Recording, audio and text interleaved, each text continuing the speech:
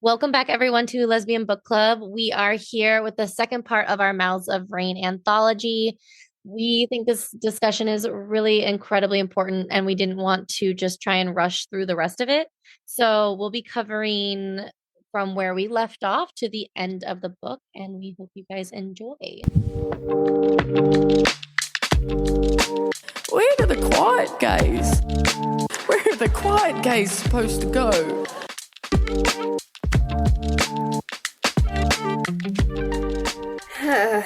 Well, that brings us to part three, which is coming out and stepping into 1978 to 2020. We begin here with, or at least I begin, with The Wedding by Beverly Smith. And this is really interesting because this comes from the perspective of, it's a journal by a woman who had recently been divorced. She had only just started keeping her journals again after, like, just before the divorce, because she'd been burning them because she felt she had no safe place for them away from her husband, because one of her duties in that marriage was to forget who she had been before it. And then the person who she is like really actually in love with is her best friend, this woman who the journal takes place at her wedding. Okay. And so she's journaling about the wedding, and she's like pretty disgusted by the entire event. And at the very beginning of it, she says, but at one point she said something to the effect that it seems strange. We've been together all our lives, and after tomorrow we won't be. Her friends assured her that they'd still be a part of her life. Ha, I know better. And this, I mean, it's a loss of sisterhood after marriage, and the idea of becoming a man's rather than belonging to your friends. This sets the scene. These two ideas of both like her marriage and her friend's attitude and her attitude both combined going into her marriage, of like this loss of sense of self and merging into the man and becoming like what the man needs of you, right? And so then she starts talking about how homosexuality is so hidden and despised. Homosexuals go through torturous soul searching, deciding whether they should come out. Heterosexuals get announcements printed. Of course, this is not the only source of my dislocation. All of this represents a lifestyle I abhor.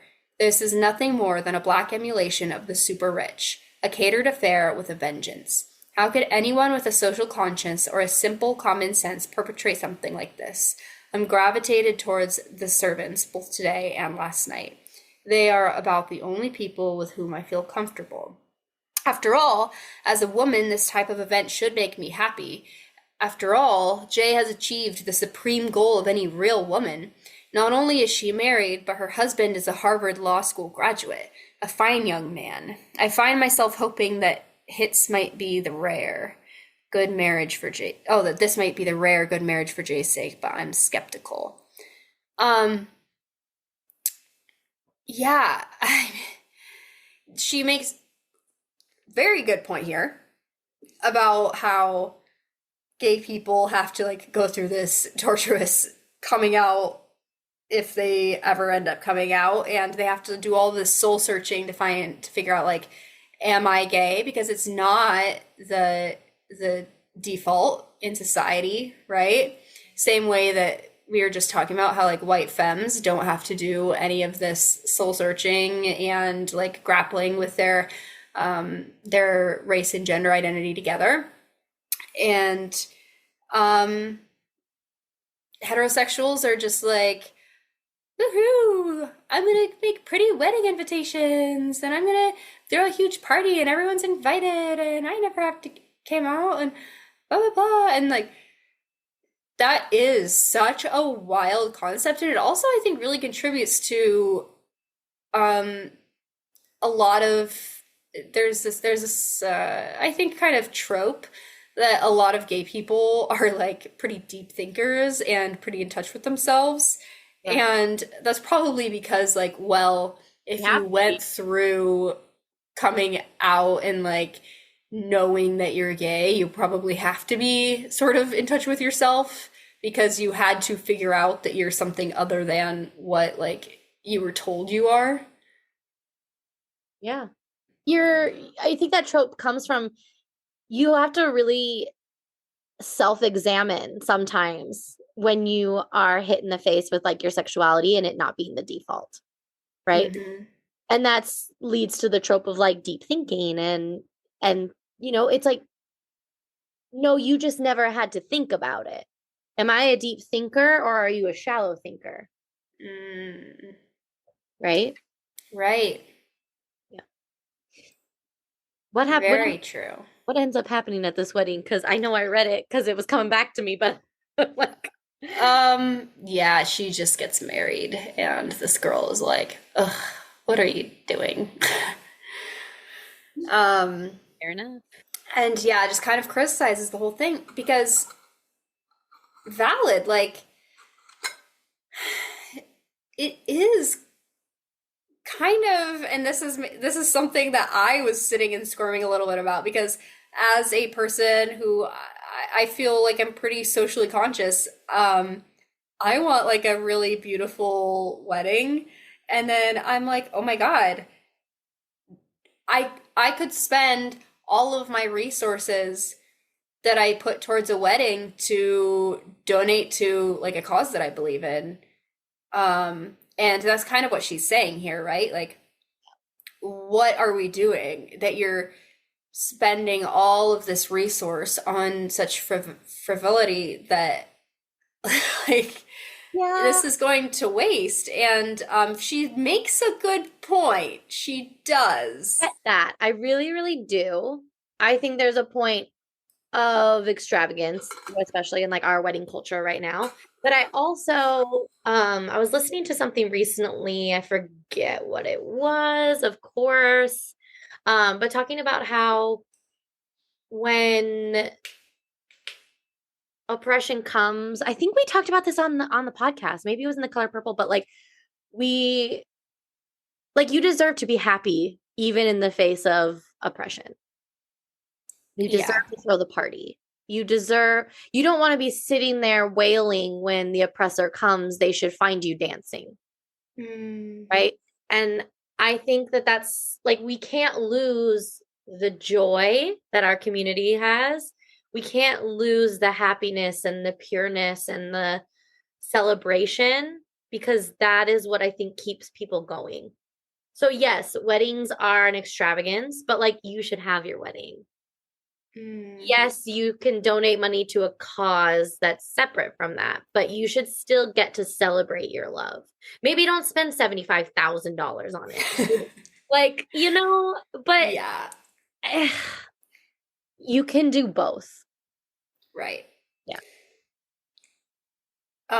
You, I feel like, loved Curtain 1983 by Joel Gomez. What page is that on? And I don't know because I Okay. read this on Kindle. Um, but it's the one where Oh, we the have, theater, right? yes, the theater and Sandy and Denise. And the reason I say that you probably love this is because, okay, let me just read the excerpt I have, and Yeah, then I'll tell you what I immediately thought of. I can't wait. Okay.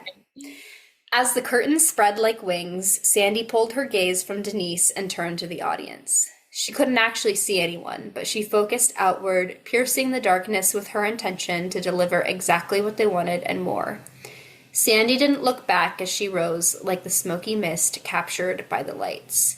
And of course, what Jewel Gomez is kind of illustrating here is like, okay, these women love each other and they're getting pulled apart by what is showbiz and Oh, I know where we're going. yeah.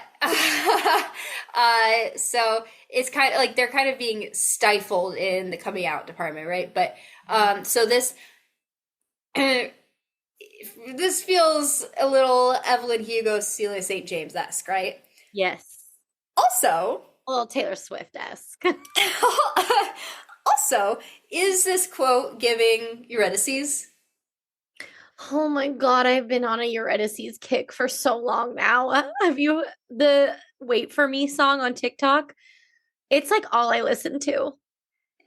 You have to sing it because I don't know. Wait for me, I'm coming. Wait, Oh, yeah. I'm coming with you. You want to cast me in your musical? Yeah. Oh my God, I can't listen to that song without crying. But yes, it is giving that very much so. I thought so. Go Um, watch Portrait of a Lady on Fire again. I think we should. um, and I'm trying to like, oh, this also Pat Parker's funny. Mm-hmm. That was quite an interesting story because I'm kind of confused by it. Like, so it's about this girl who obviously like loves women, but they're young girls and they're, figuring that out and they're like exploring each other while they play dolls, right? So they're very young. And her dad catches them and she's like, I'm gonna die. Like he's going to kill me. And takes her to the doctor, has the doctor examine her entire body, like her breasts and between her legs, which how humiliating and unnecessary. And then they come out and the dad says, okay, well, the doctor says you're not funny, so I don't want to see you acting like this anymore. Yeah. And she continued to. She was like, I mean, we still were like making out and whatnot. But I'm trying to think, like, was he trying to see if she was like trans? Like, why looking between the legs? Like, I'm confused by this story. Did you and it's by Pat Parker, who again, I want to read an autobiography or a biography on. Um, she tragically passed away at the age of 45 from breast cancer. Mm-hmm. She was a contemporary of Audre Lorde and has written multiple things in this anthology that we've read so far. But what was your thought on this? Yeah. Well, funny was a term that was used to describe pretty much anybody that was like recognizably queer or out of the norm. And so, I mean, that was applied generally to anybody like that. But I think that maybe the purpose of taking her to the doctor was, yeah, exactly what you're saying, maybe to see if like there was anything, I guess, abnormal, like maybe if she could have been intersex. Right. Yeah, that's what I was thinking. Like, what are they looking for? Mm-hmm. Also, didn't we Or see her when she was a baby when she came out? Like, right, yeah, like they totally should have been able to see that, but or maybe if she had like any sort of hormone abnormalities that were like making things grow differently that they wouldn't have noticed right. as she got older. I'm not sure, but I mean, so he gets like his confirmation that she's quote unquote normal, and um as far as his understanding of things goes, he thinks like, okay, physically she's normal, so she should be acting normal. Like there's nothing emotionally, mentally, spiritually that Right. could possibly go Like, beyond the confines of a physical body. got it. And that's like his understanding of an identity, which how sad. But what I pulled from that is this look that he gives her. Like she says, I had seen that look, but I had never seen it directed toward a black person. Or sorry, it's not a look he gives her. It's a look he gives a queer woman. It's like a masked woman who's walking down the street, living her own life, not bothering anybody, okay?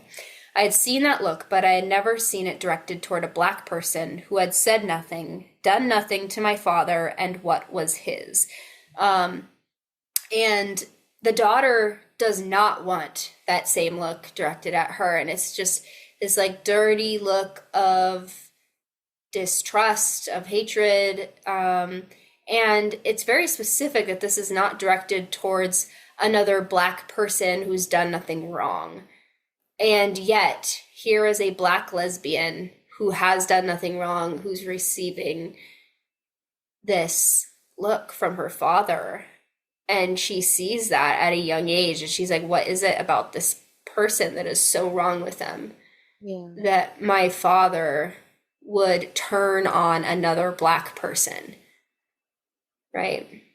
Yeah. And again, I think that this part 3 coming out of part 2 is we now have an understanding of identity politics. And now here she is talking about how she'd never seen her dad, a Black man, look at another Black person like this. But because of the intersection of identities, well, this isn't just a Black person, this is a queer Black woman.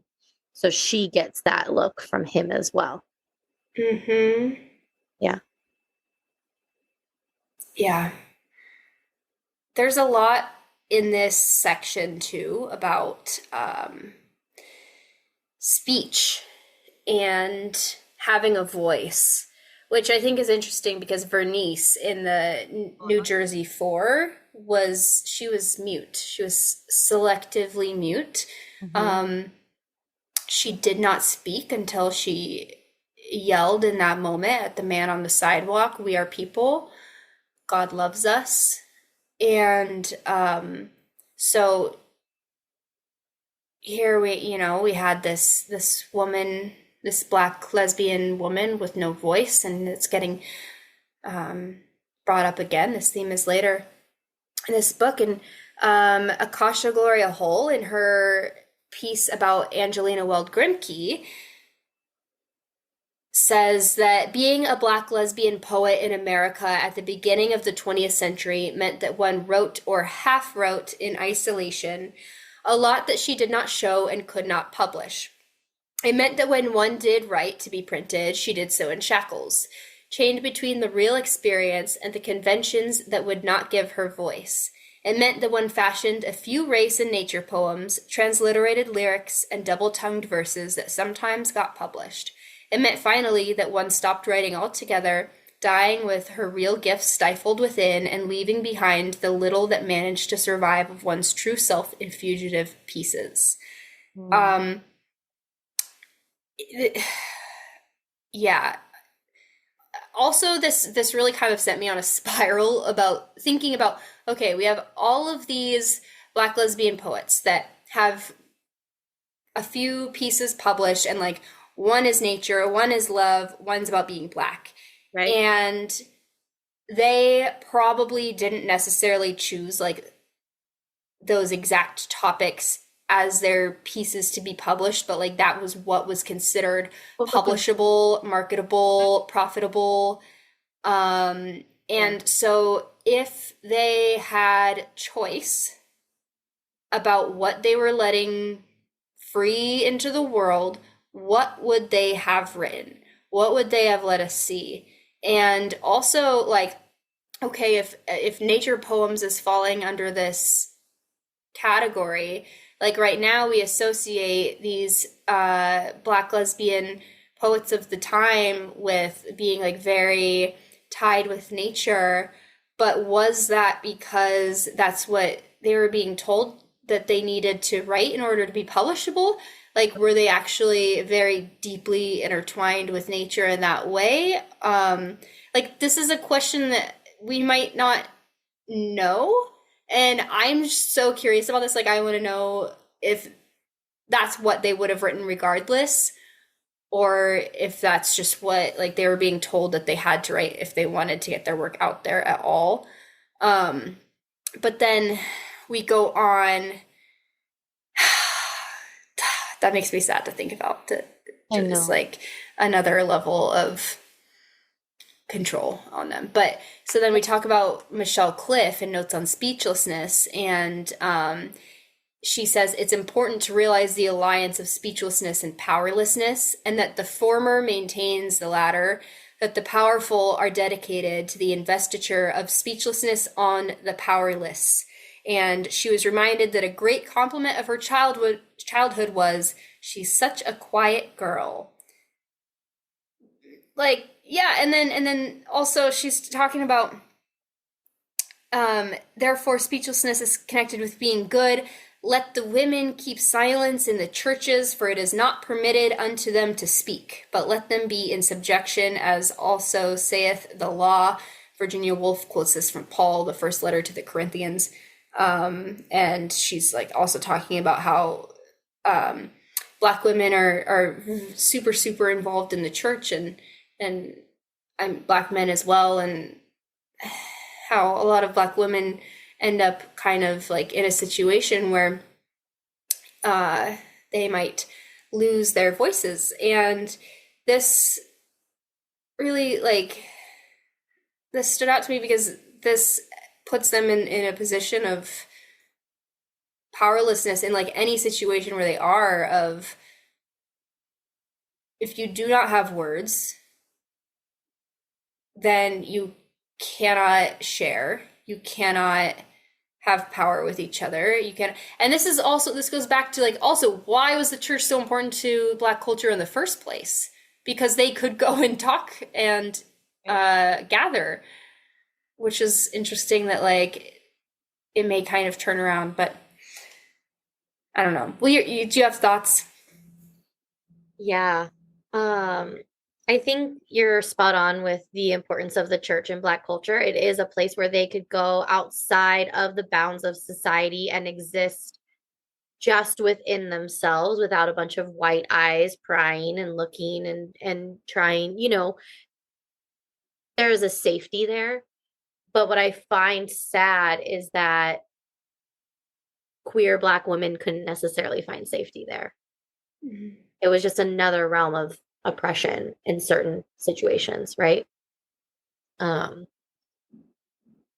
Not always, obviously. Obviously, a lot of these poets take a lot of incredible strength from the church and from God and but it's how they interpret God to be, not necessarily how religion is taught to them. Right. Yeah, I think there's a distinction between faith and religion. Yes. Yes. So, we've arrived at part 4, which Yes. is the sacred 1970 to 2020. And she says it so beautifully. She says, in the same way the breaking of waves does not compromise the integrity of the ocean, so too anything broken in our lives cannot compromise the cosmic flow to wholeness. Yes, Brianna, you're so right. That's so beautiful. Mm-hmm. I love that message moving into what okay. I think this is probably like the most special piece I've ever read in my entire life. I read the entire thing out loud. It took me so long because it's a long piece and I had COVID and no voice, but I was like, this is not something I can read inside of my head. Like, it has to be spoken out loud. And I'm speaking about The Black Pearl, a poetic drama for 4 voices by Arisa White. I want to hear what you thought about this too. Like, it was just so special. Arisa White is an assistant professor of creative writing at Colby College, and she serves on the board of directors for Foglifter and Nomadic Press. She's been nominated for a Lambda Literary Award, the NAACP Image Award, California Book Award, and Wheatley Book Award. Truly one of the best things I've ever read. I immediately sent it to my girlfriend when I was done. I was like, oh my God. But to me, this was the narrator, like, starting at a place of not necessarily having an understanding of herself or her background and why that made her who she is, why that made her whole, why that made her special. And the taxi driver and the DJ together kind of taking her like on a ride of self-discovery and holding her very safely and showing her how indeed beautiful she is and where she came from, and just a reminder of,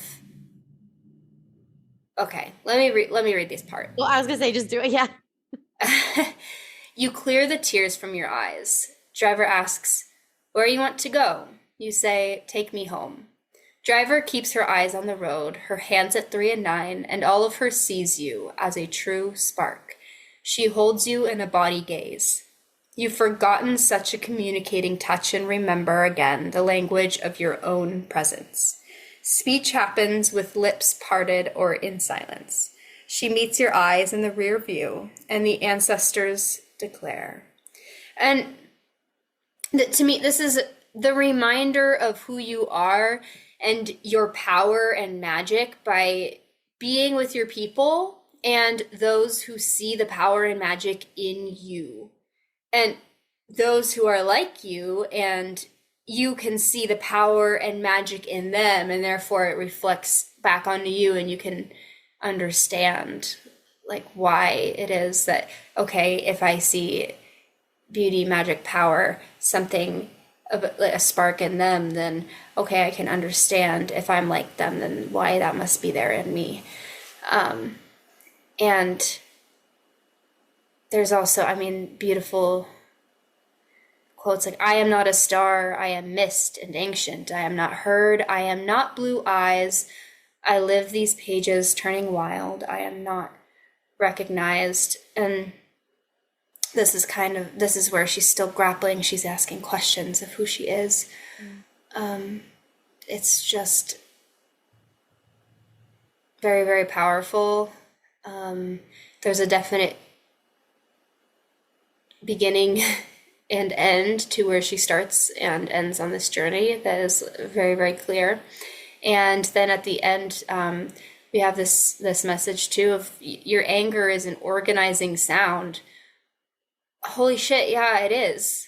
And this kind of leads back to like Black lesbians love getting buried underneath activism, and how sometimes anger is the first thing that people see, because it is an organizing sound. It's what often is bringing people together because there's an injustice and it needs to be remedied.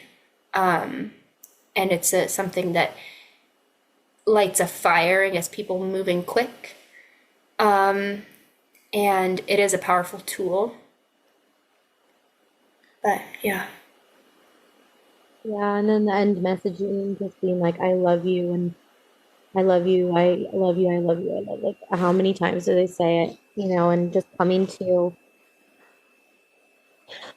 all of this learning and questioning and ancestry, and then coming to the end point of being like, and with all of this knowledge, you are loved. And you know, it was so beautiful. And it was so interesting, the name, the Black Pearl, or the taxi, like. You're a little muffled. Is there something over your mic? What about now? That's better. Oh, okay. And also the name of the Black Pearl. I mean, obviously that made me think of Pirates of the Caribbean and like how that ship was like a mystic type like ship. I don't know if it was drawing parallels or not, or if the Pirates of the Caribbean, like I don't know where that story comes from, but to me that stuck out, and how it's taking her around to all these mystical places where she's learning about herself, Mm. Yeah. We also, in this part, have Fighting Racism, An Approach Through Ritual by Esteban Bogus, which is a piece that I referenced in, I think it was our Color Purple episode, one of them. And this was also, I think, a very, very important piece in this anthology. I also think it's really intriguing who Esteban Bogus is. She is she was born in 1946. She's still kicking, and she's an oracle healer, educator, author, performer, and poet.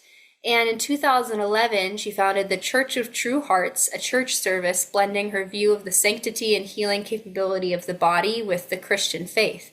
Trained in massage therapy, pranic healing, Reiki, and hypnosis. Wow. Uh, yeah, very interesting woman. And so this whole piece, she's talking about how do women come together across multiple identities, right? How do black women and white women, how do queer women and straight and cisgender women, how do people of all different identities come together and work it out and see a future and build a future. So she says, but isn't the act of coming together to work out the antagonisms between us and to look for solutions to those in the world an act of taking time, giving up whatever other enterprise we might be engaged in to come and talk politics and strategies is taking the time to set right our lives. Rushed interactions conjure up tension. Slow evolution into discussion would ensure that what comes out of our mouths would not be indictments against any woman present nor of any racial group, but the testimony of experience meditated on, centered in love, and delivered with loving intention. So it's on how to have better conversation and resolution with each other. And she also says, like, inside of us rages, as always, a battle to be our better selves. That better self would be good to our lovers, kind to our parents, generous to the poor, honest and fair in our dealing with humanity at large. That same self wants to be more fulfilled, smarter, richer, more gainfully employed, more artistic, more settled, less shy, more assertive, or less limited. A host of more and better and an equal host of less and no worse. Knowing that we are always at war with ourselves to improve, to grow, change, how can we think that we can come to any consciousness-raising meetings, any council on race or other political issue, free of the deeper stuff that troubles our human spirits? And she's so right. Like, we are complicated beings, and there is no way that we could have any kind of important conversation without complication, without like some sort of conflict. But we have to remember all of these. We have to remember our humanity, like our deep, deep humanity, in order to have these conversations and to be productive and to get to like a better place with ourselves, right? And that's something that she's saying is really missing from a lot of these conversations, and that people are so quick to jump and to judge and to assume that people are not having the best of intentions, right? And that maybe that's not the case, and that maybe they're just coming from a different place than we are, with a different life experience, and that their idea of a best intention is different than ours, and that if we sat and had real, true conversation with the intention of understanding and hearing, then we would have a better outcome. Yeah, and that makes me think about going back to part one of this book, where it's like all of this stems from the knowing of the self and the being with the self, and how now we're seeing how that can overflow into community. Yeah. Yeah. It's just so much more poignantly put. The way that these things are communicated are so beautiful. Oh, absolutely they are. Yeah. Would you like to discuss any more of these before we go to part 5? Part 5 is where I have most of my little tabbies. I'm very excited to talk about part 5. Let me really quickly look through part 4 just to double. Oh,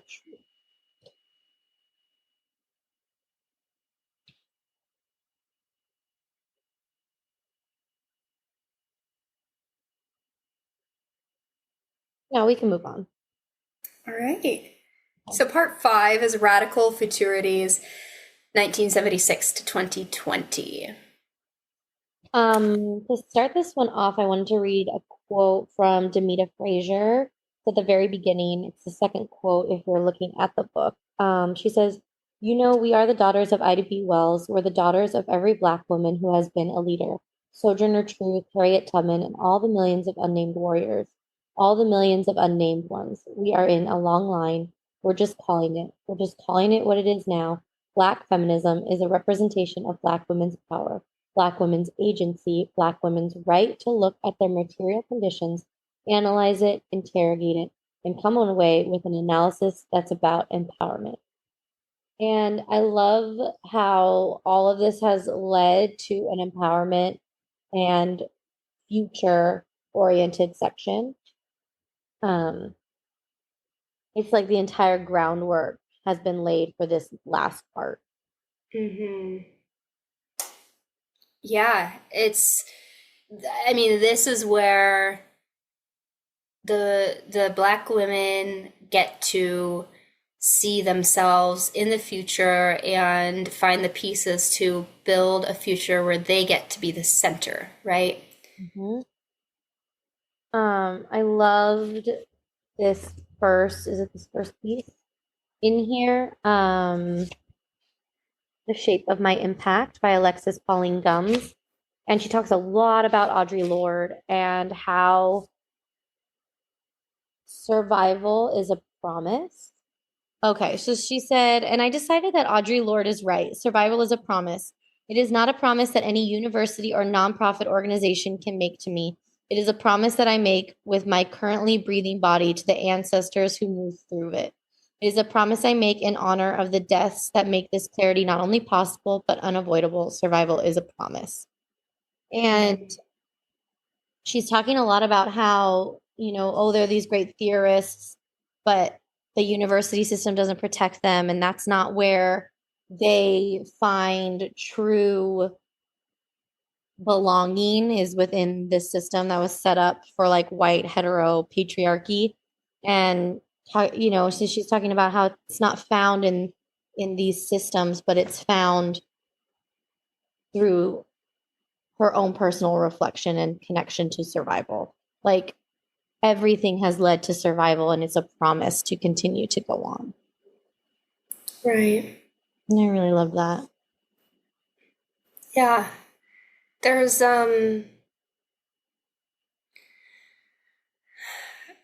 there's a lot in this like beginning section about like what does it mean to see,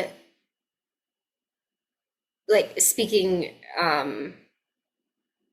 in terms of like perspective from Black women, like what does it mean to see ourselves in the future going forward? Like why is it so necessary to think about this too? And part of it is something that you brought up, which is I think really important to talk about, which is the piece of like the university systems not protecting the Black feminists within it. And this is really quite appalling to me, because we have these educational institutions that have or say they have these values, right?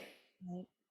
Yet here we are again with a kind of a dissonance between what we say we will do and what we will actually do. And these Black feminist women have given these universities so much, and the universities profit off of them and their ideas and their words. Yes. And especially once they die, they take these women who have been part of their Their systems. yeah, who have taught for them, who have studied under them, all of these things, and been part of their communities, and they use that as a means of profit and as a means of marketability, And when they were alive, one of the examples is one of these professors was suffering from cancer and asked for some help and did not receive it. And where is the reciprocity, right?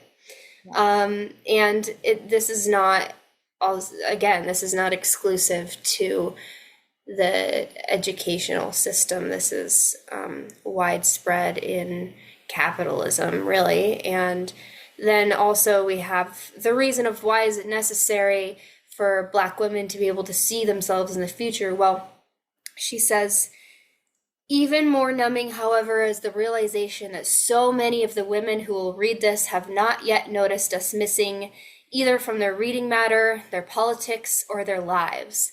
It is galling that ostensible feminists and acknowledged lesbians have been so blinded to the implications of any womanhood that it is not white womanhood.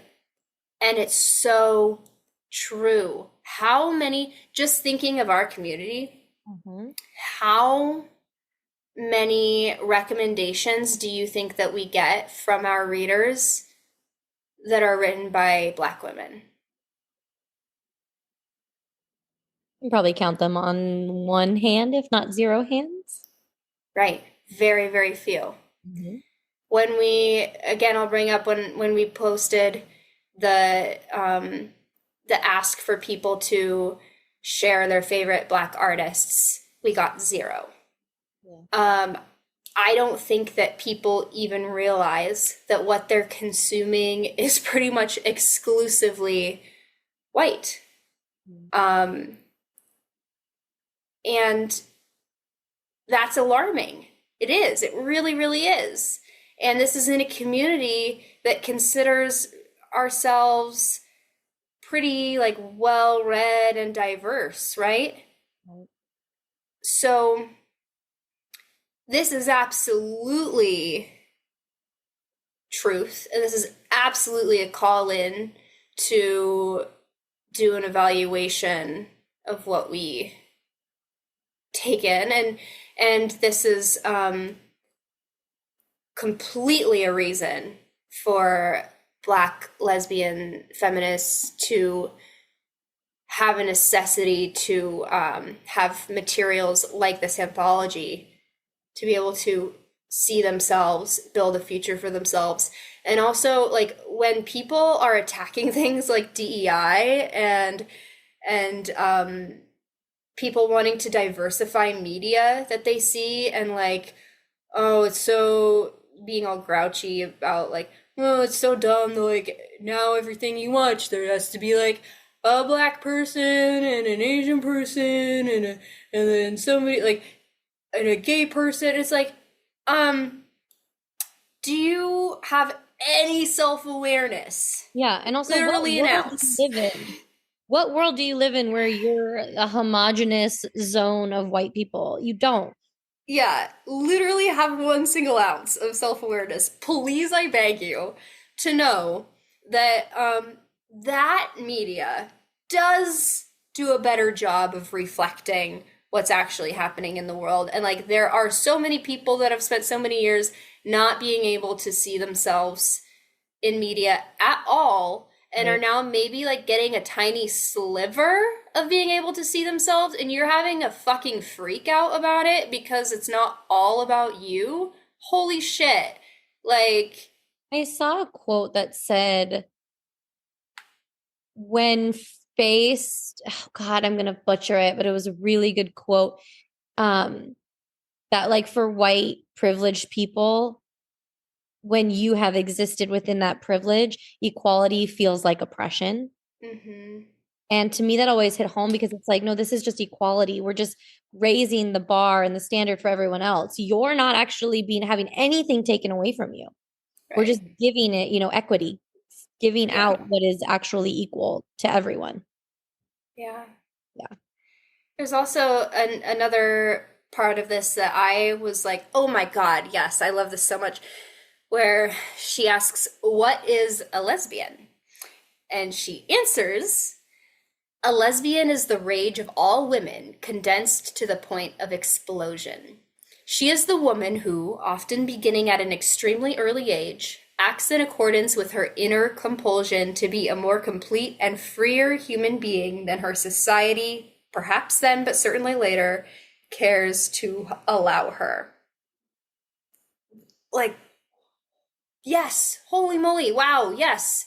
Because anyone who identifies as a lesbian had to have this like inner knowing and um a bubbling over, I guess, of not being able to like fit inside the constraints anymore. Mm, Right? yeah. Yeah. I really want to talk about Audre Lorde, I Am Your Sister, Black Women Organizing Across Sexualities. I loved this piece. This is the one I was talking about earlier, being like, if somebody calls you this, like, then you're not that, it's not that big of a deal. And I just want to read that quote. Audre Lorde says, if someone says you're Russian and you know you're not, you don't collapse into stunned silence. Even if someone calls you a bigamist or a child beater and you know you're not, you don't crumple into bits. You say it's not true and keep on printing the posters. But let anyone, particularly a black man, accuse a straight black woman of being a lesbian. And right away, that sister becomes immobilized, as if that is the most horrible thing she could be and must at all costs be proven false. That is homophobia. It is a waste of woman energy, and it puts a terrible weapon into the hands of your enemies to be used against you, to silence you, to keep you docile and in line. It also serves to keep us isolated and apart. And I found that to be so interesting because it's really true. Like, even across racial lines, like, you can see that happening, like, women being like, I'm not a lesbian, as if that holds some negative, huge negative connotation to be called. And how she's saying, don't worry about it. We're organizing. It doesn't matter if you're a lesbian, if you're straight, if you're bi, whatever. Like, we're organizing for a greater impact. And she closes out this whole piece saying, I am a black lesbian and I am your sister. Right. So taking Yeah. all of those identities and saying, like, yeah, you think this one's so horrible, but we have even a bigger one that we are already together, and that is sisterhood. Yeah. I just found that really, really interesting. Yeah. There's this thread throughout the book too. I want to hear what you have to say about this because I don't think I have a fully formed thought about it, but I do want to talk about it. And it is the idea of mask lesbians and how they the isolation of them, right? Because they aren't like other women or other like femme lesbians, but they aren't like men, and they don't have any role models of how to love women except for men, um, which also necessitates like a futurity for black lesbian mask women, right? Or just like mask lesbians in general, Yeah. so that they do have somebody to look at that's not a man of how to love women, or how to just be themselves as a masculine centered person. But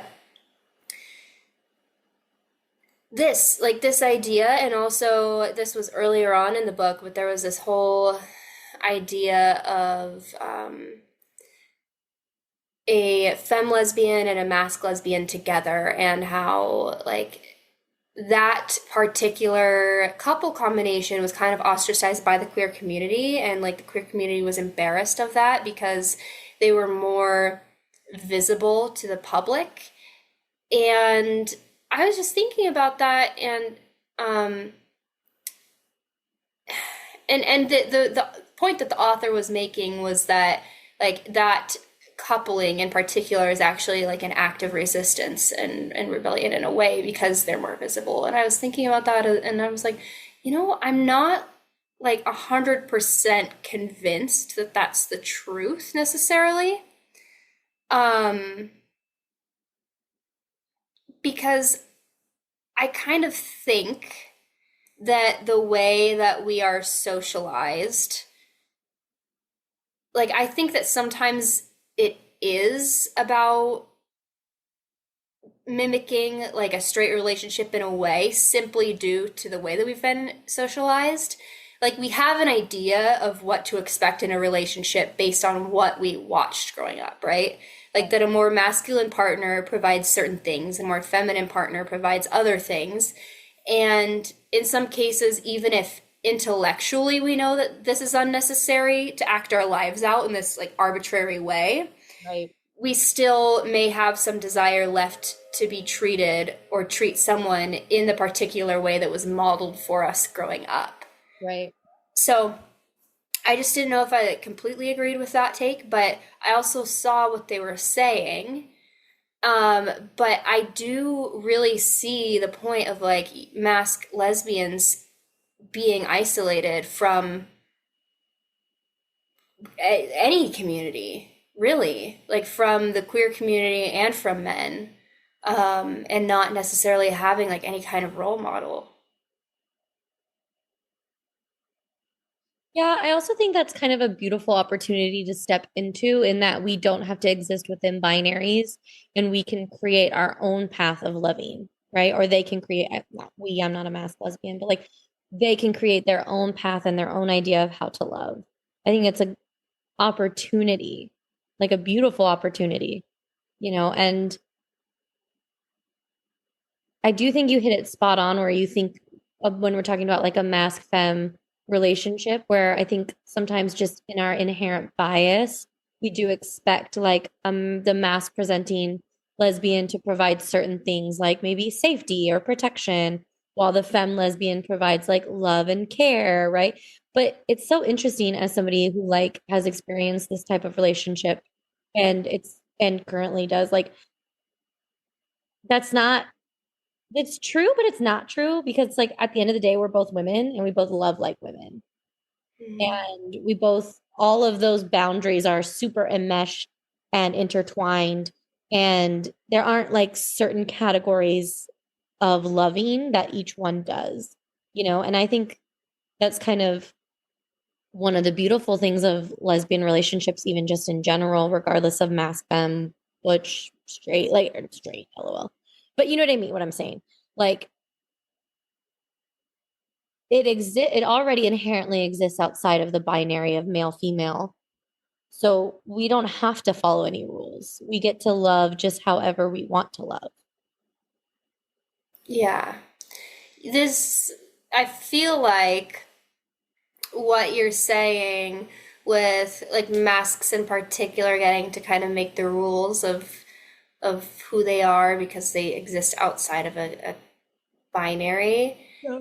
is exactly what. So S. Diane Bogus, we have returned to her with another piece, The Myth and Tradition of the Black Bull Dagger. But she tells us about these uh, Dahomean Amazons of West Africa, and they were the richest, the most knowledgeable, the most sought after people on the planet.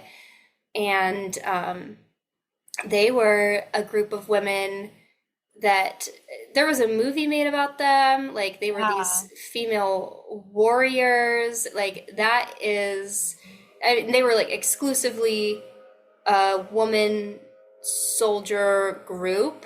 Like, that is a kind of like a masculine group of women, right? And then they bring up the Queen Califia, who was the namesake of California, and according to legend, was a 13th century leader of a tribe of Black Amazons who ruled the land without the presence of a single man, which implies like if there's no man around, there's probably some lesbian loving going on, which I mean, yeah, I guess like that's creating your own categories, your own like ways of doing things. Have you seen The Woman King? No. Oh, it's really, really incredible. It's an incredible movie. There is some controversy kind of surrounding it, but it's Viola Davis is the main character. and there's not a lot of lesbianism in it, but there is because it's just the nature of like a female army, right? It's Mm, an incredible movie. Highly recommend. Very heavy. We could cover it. Um, yeah, but it's really, really, really good. I'll have to watch it. Yeah. Um, it also in the same piece is talking about like black oral tradition in old wives' tales and how the black bull dagger was like someone of enormous power. And here we're like brought back to the mysticism of powerful women, right? So much so that they thought that you know, if if your woman has sex with a black masculine lesbian, you'll lose her forever, and that she has completely different genitalia that is like elongated and will hook onto a woman's libido and enslave her heart and ruin her health. Um, That's hilarious. and in reality, like what these women were actually doing were just believing they had a right to exist and like walking the streets as people, you know, which is just kind of insane if you think about it, that this kind of myth evolved from a simple act like that. Yeah. Yeah, crazy stuff. Did you, okay, hold on here. Holding. The piece about play aunties and dyke bitches by Savannah Shange, Black Where, Queer Kinship. where's that? I know I read it, but where is that? It's like at the very end, and this was one of my favorite pieces in this anthology. Okay, talk about Um, the author is an anthropologist, urban anthropologist, and she researches abolition, blackness and anti-blackness, social movements, late liberal statecraft, multiracial coalition, gentrification, anthropology of education, queer theory, femgender, ethnographic ethics, California, North America. Smart lady. And this whole thing is about she's working at this school that's basically it's for students to go to when they have been in trouble with the law, and it's like an alternative to keep them out of prison, essentially. yeah. And she's telling the story of two students, Linnea and Cairo. Um, she's their student advisor, or their faculty advisor, sorry, and their teacher. And it begins with this fight between the two of them. And Cairo is a stud, a masculine lesbian, and Cairo sees herself as a boy but uses she, her pronouns. And she has this really interesting point that just like really got my wheels spinning about in this fight Cairo initiated it, right? Cairo like was the first to put her hands on Linnea, and Cairo did not face consequences for this because Cairo had a very thick criminal record already. And if she were to get in trouble, she would not only be suspended, but be in trouble with her PO, her parole officer. She would have the potential of being sent back into prison and out of school. And Linnea, on the other hand, had a thin disciplinary file. And so she did not get any protection from the school, even though she was not the one that started this fight by any means. Right. And so in this culture of toxic masculinity, of gender normativity, and the carceral state, where young studs of color in San Francisco were hypercriminalized. Cairo was in this position that even though she was a girl, she was protected by her masculinity. And Linnea, as a black woman, a black girl, was not protected. And so there's this discrepancy between the disciplinary consequences for them. Yeah. And can you hear them weed whacking outside my window? Huh? Yeah, I can. Dang it. But no, didn't they just stop? Oh, no. That's so annoying. Where are they?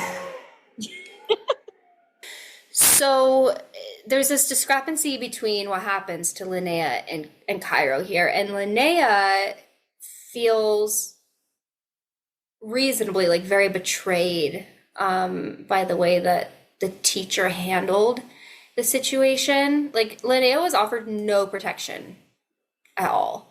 And also, Linnea and the teacher had this rapport built before, much more than her and Cairo did. Yeah. And so later, Linnea, like, has this moment with the teacher. She's upset, she's crying, and she demands to know, how could you choose her over me? And that's when the teacher realizes that she prioritized Cairo's needs over hers, and she failed in the femme for femme imperative to destabilize heteropatriarchy by elevating the feminine of center, hoes before bros, as she says. And so she says, what does Linnea's righteous anger teach us about how to interrupt Black masculinity's function as a centrifugal force of care? Certainly, when an intense event is occurring, we act on instinct, but those instincts are shaped by somatic rankings of value and danger. When I chose to grab Cairo, some part of me was aware of her criminal record and the stakes of getting in trouble for her. At best, it was care work. At worst, it was coddling. I trusted that she could handle this. I left Linnea to fend for herself, as I was left so many times at that age, and that ain't right. Why do Black folks who are feminine of center always have to be handling business? We know this to be true, as Ruthie Gilmore, Beth Ritchie, and Miriam Kaba have shown us time and again. Black women and girls bear the brunt of the labor associated with state violence and captivity, from making sojourns to visit loved ones in prison, to covering bills and working triple time to fill the financial pit left by mass incarceration. The activist hashtag Say Her Name is a crucial intervention in this dynamic, calling upon Black organizers to address gender violence against all Black women, trans, and non-trans. Yeah, this is a really great point. Also, my girlfriend pointed out a good point about why they get buried in activism. Right. I mean, like, they're forced to bear the load, even by people they trust. Yeah. And that goes back to us talking about how we see these women in just a one-dimensional way of strength. And it's like, yeah, but they shouldn't have to be strong all the time. They're strong by necessity. They're strong because of oppression. Because if they're not strong, like, survival is their main goal. Yeah. And I love the reframing, like we were just talking about, of survival is a promise. But it's also like, when can they just be soft? When can they just be and not have to bear the load of so much? Mm-hmm. Yeah. Yeah. And then we also see her perspective on Cairo, which is super interesting because, I mean, okay, so Linnea challenges Cairo's right to embody boyhood in the fight they have, which really hurt Cairo. And here, I mean, going back to, like, eroticism as intimacy, Linnea's intention was to try and, like, create this sense of intimacy by fighting, right? Yeah. She had weaponized gender and sexuality in an attempt to mend her own heartbreak. And in doing so, had violated the first principle of Black liberation, queer or otherwise, self-determination. And Cairo, this is interesting. So self-determination applied to Cairo is a little complicated, because then we get into why Cairo identifies as a boy. And that is because of how women made her feel, right? So the way that Cairo narrates the development of her queerness as a communal rather than a solitary process. For Cairo, her boy gender was induced and stabilized by the desire of Black girls, one of whom was sitting right across the circle from her as she shared her story of growing up. Rather than transgressive gender as something that is centered on the defiantly masculine body, Cairo's studness was made coherent by the desire of ostensibly non-queer girls. They were why she kept it going. This erotic potentiality, too, is femme labor performed in ephemeral spaces like first-grade classrooms and middle school locker rooms. So this is really interesting because she was gay and masculine because she grew up with boys and because girls liked her that way, so she, quote, kept it going. Right. So her identity is based off of others rather than herself, and based off or held up by the labor of women, the desire of women. But then also we can turn this around and say, like, this is why so many cis straight people are what they are. Is it not? Like, they just have never... Like, that's literally the exact situation of how the identity of cis and straight are formed, but no one's ever questioned it. Right. Yeah, super, super, super, super interesting points all across this. She closes it. It's very, like, wholesome. The fullness of the moment sent me back through the wormhole to my own adolescence, and I felt the bite of how badly I had needed a space like the one we co-created on the journey within. I had been living the Lord's Litany, referring to poet Lorde, right? Audre Lorde, seeking a now, and litany for survival, seeking a now that can breed futures like bread in our child's mouths. Unlike me, these beloved children wouldn't have to travel this journey by themselves.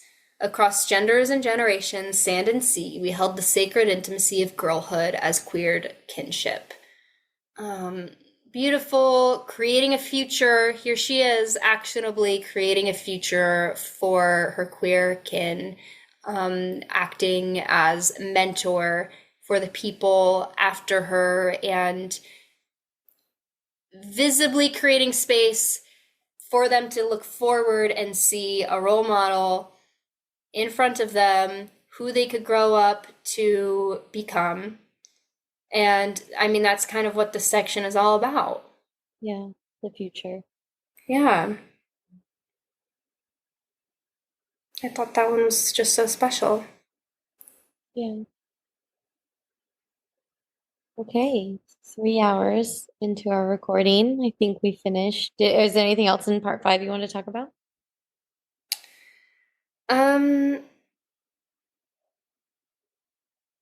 You know, I think that we can kind of close it up here. There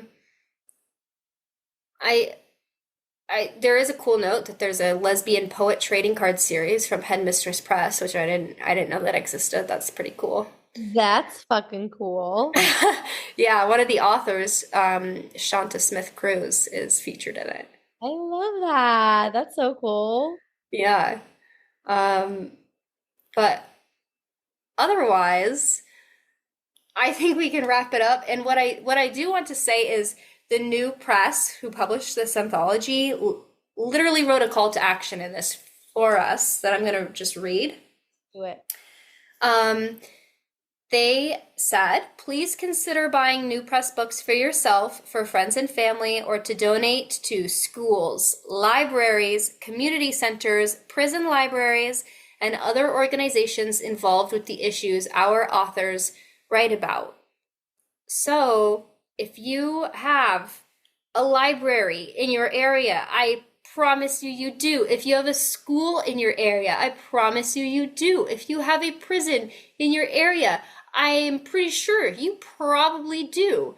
If you have a community center in your area, probably you do.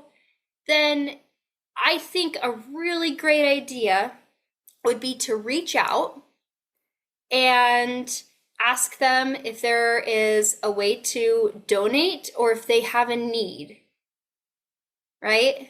Yeah. And see if you have a way to fulfill that need. If you don't have monetary funds to give, maybe you have a little bit of extra time to volunteer, or maybe you have a social media platform that you can share on, or I don't know, maybe you have like something else that is unique to you, some kind of resource that they happen to need, or like a particular kind of knowledge. And if you just ask, then a conversation can get started. Mm-hmm. Yeah. So here's my call to action for you. And Lauren, I would love to hear your closing thoughts, and then I will go ahead and share an artist of the week. Yeah, my closing thoughts are read this book. I think this book is going to be a beacon of hope for queer youth, specifically Black queer youth, Black queer women who maybe don't have a community around them. I think this book is a litany of community within these pages for somebody who doesn't have one.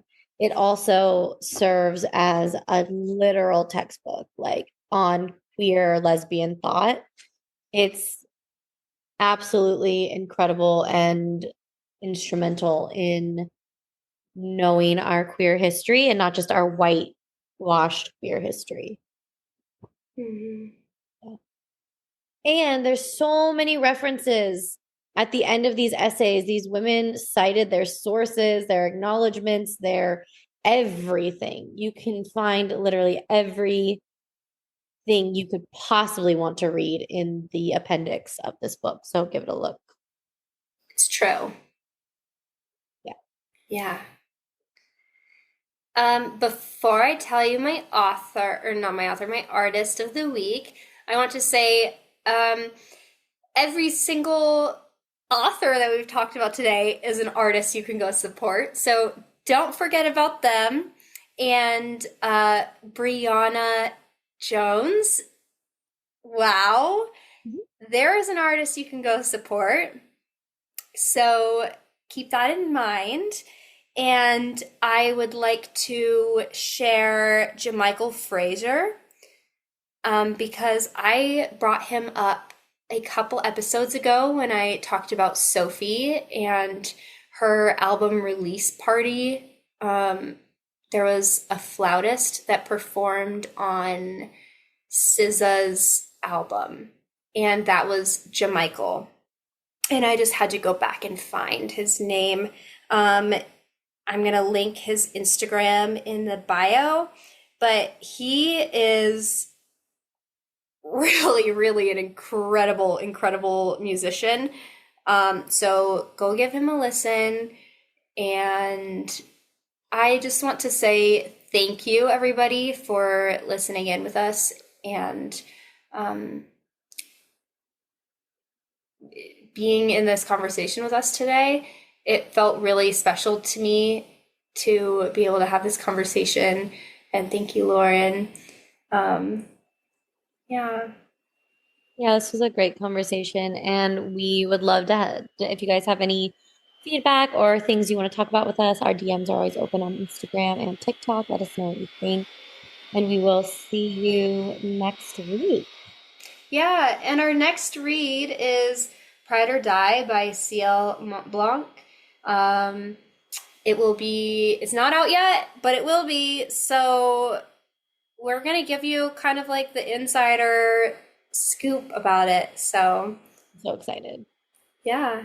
All right. We love you guys. Love you. Bye. Bye.